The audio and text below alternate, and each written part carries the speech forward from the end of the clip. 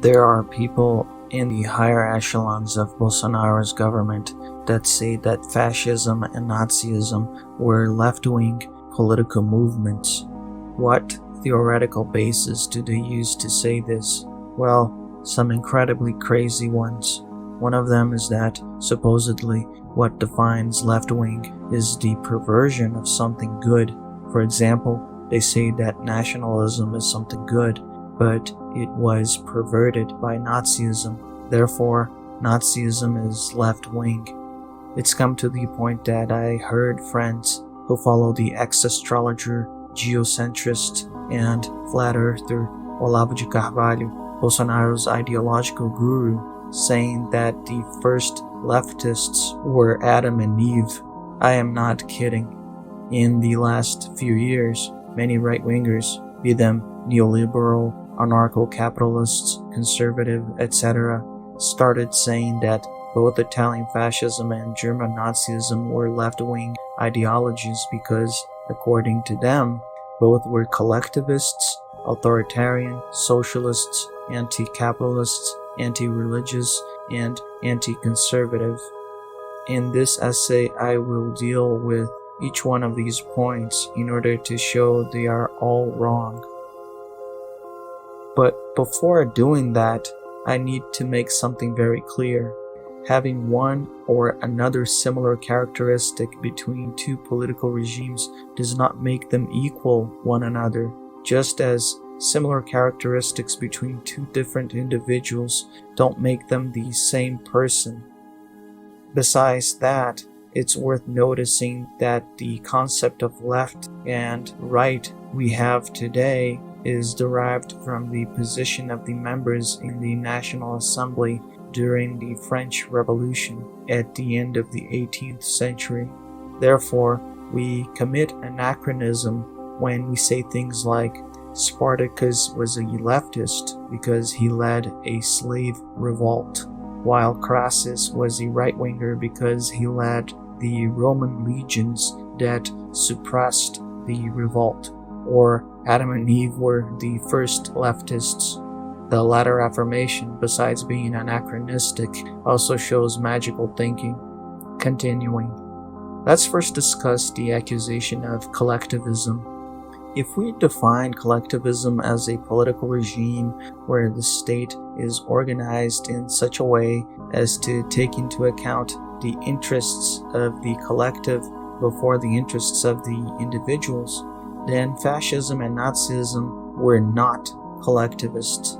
I say this because even though the populist discourse was present in both regimes, the major beneficiaries of Italian fascism and German Nazism were industrialists, businessmen, and members of the higher echelons of government.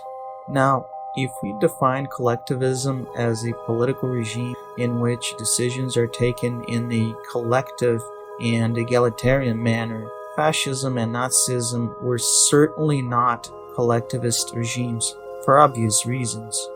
In other words, it doesn't matter defining collectivism as a political regime in which the state is organized in a way that the interests of the collective are taken into account before the individual, or a political regime in which decisions are taken collectively and in egalitarian fashion. Both fascism and Nazism were not collectivist.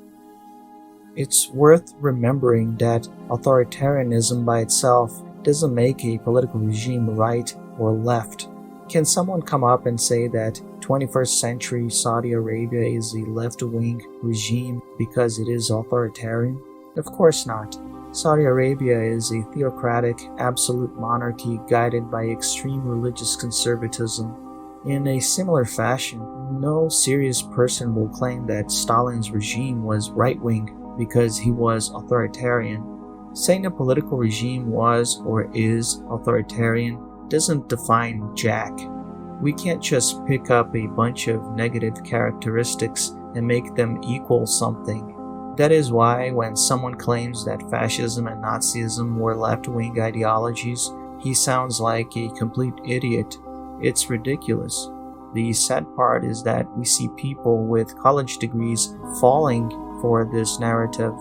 Even I fell for similar falsehoods in the past. Fascism and Nazism were not socialist. Socialism is a type of political and economic organization based on the collective or state ownership of the means of production. At most, one can argue that fascism and Nazism were mixed economies, something that every contemporary market economy is, with a great deal of state dirigism, but that kept the means of production in private hands. Industries had owners that profited or not, just like any other capitalist country today. Fascism and Nazism were not anti-capitalists. Although the economy in fascist Italy wasn't based on liberal capitalism and free market, it was closer to any contemporary capitalist economy than to a socialist economy like the former Soviet Union or present-day Cuba.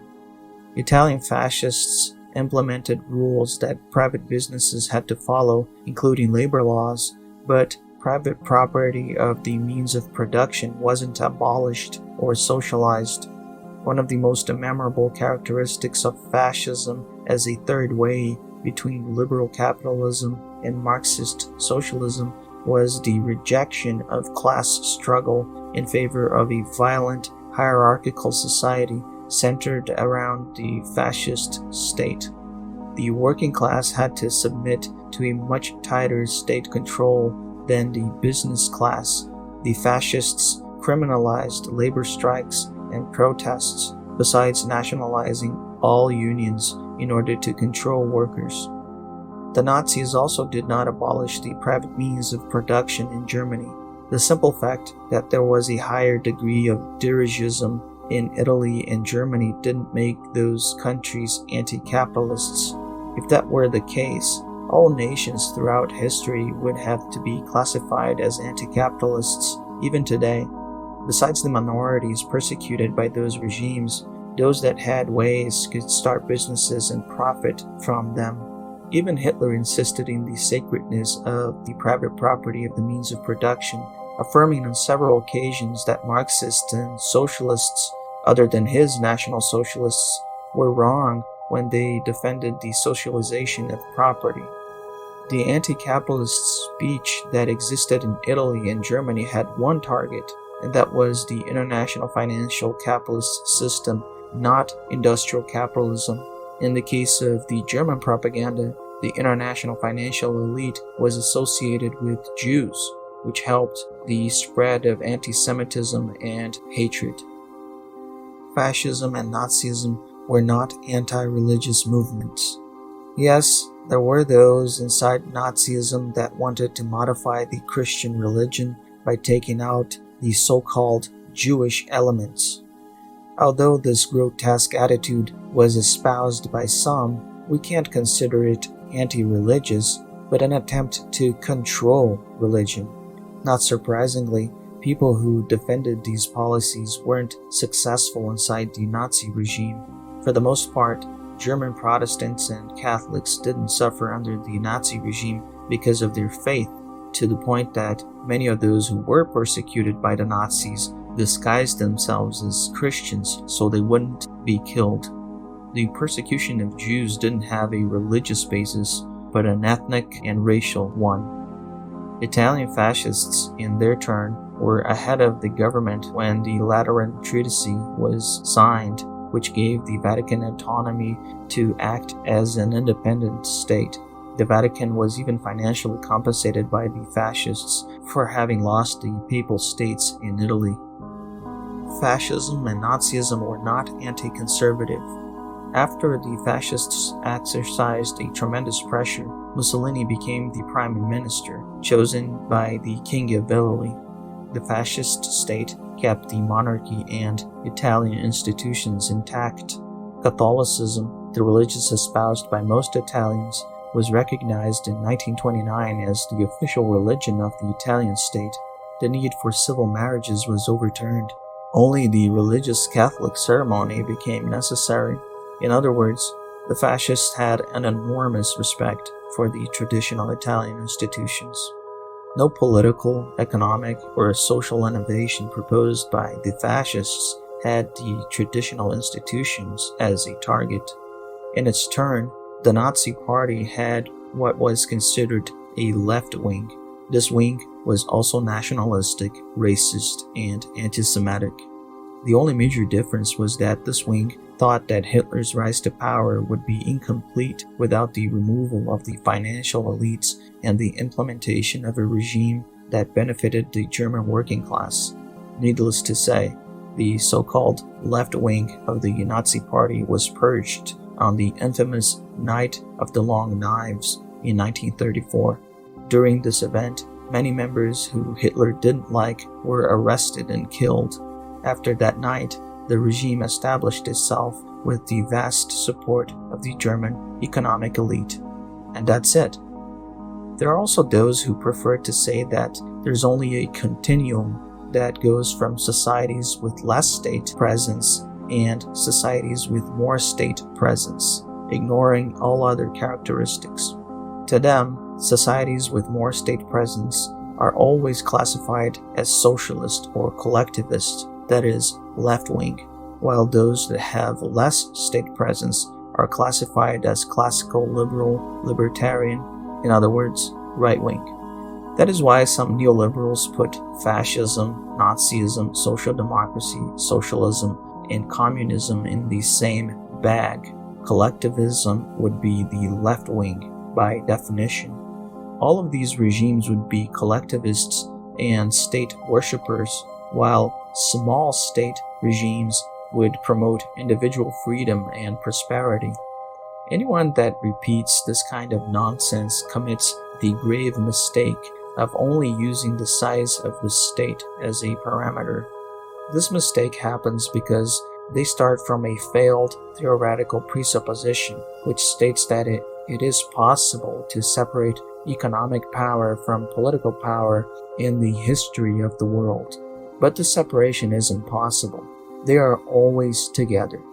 There has never existed an absolute dichotomy between the state and the market. It is precisely the state that guarantees the existence or not of a free market. Just observe the favelas and slums of Rio de Janeiro and see what occurs without the presence of the state. There is no free and self-regulated market, but control by violent groups that act as if they were the state, but without any of the legal guarantees citizens have in a modern democratic state. The idea that a big or interventionist state can be defined as left-wing, regardless of any other characteristic it might have, shows how important it is to remember definitions. The terms right and left were consecrated in the political discourse in the last 2 centuries for a simple reason. One denotes permanence and prudence, the other change.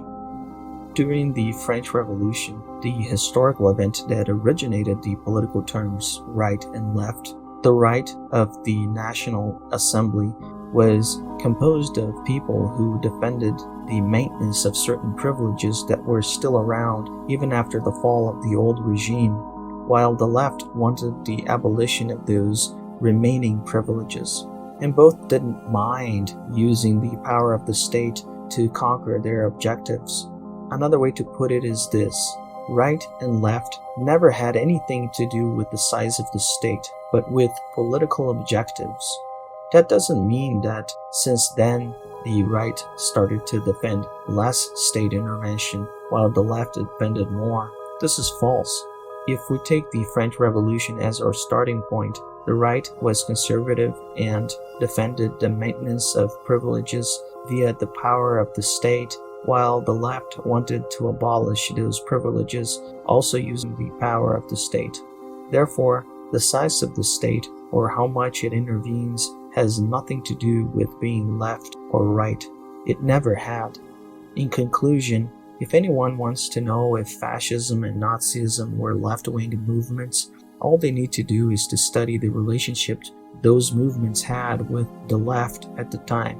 A tip: they violently opposed the left while they were lauded and embraced by traditionalists and businessmen. It would also be interesting to see the relationship between neo-fascist movements and contemporary leftist parties and movements. Another tip: they hate each other. Addendum. After finishing this essay, I remembered that I forgot to include another common accusation right-wingers use to associate "I can't really understand why" Nazism with left-wing regimes: disarmament. There exists a false idea that the Nazi regime disarmed the German population. If we exclude the persecuted minorities, the Germans actually ended up having more gun rights during the Nazi regime, with laws passed in 1938. To say that the abolition of gun ownership by minorities in Nazi Germany qualifies the regime as anti-gun, while the majority of the population started having more gun rights, is complete idiocy. Besides that, the argument that the persecuted minorities could have fought back if they were armed is nonsense. The same way it is nonsense to say that American citizens today would be able to fight against the American armed forces. One side has tank divisions, air force, training, and an entire war apparatus, while the other side has unorganized civilians and a few ex-combatants with some firearms.